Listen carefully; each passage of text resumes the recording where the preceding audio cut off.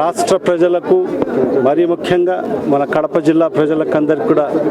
ఈద్ ఉల్ ఫితర్ శుభాకాంక్షలు తెలియజేసుకుంటూ ఈరోజు పవిత్ర రంజాన్ మాసం ముగింపు సందర్భంగా ఈద్ ఉల్ ఫితర్ని ఈరోజు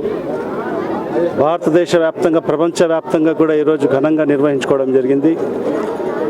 గత 30 రోజులుగా ప్రతి ముస్లిం సోదరుడు సోదరుమణులందరూ కూడా 30 రోజులు ఉపవాసాలు ఉంటూ ఆ భగవంతుని ఆజ్ఞ ప్రకారం నిష్ఠగా ఉంటూ ఆ 30 రోజుల తర్వాత ఈరోజు ఈద్ ఉల్ ఫితర్ని నిర్వహించుకోవడం జరుగుతుంది. నిజంగా ఈ 30 రోజుల ఉపవాసాలు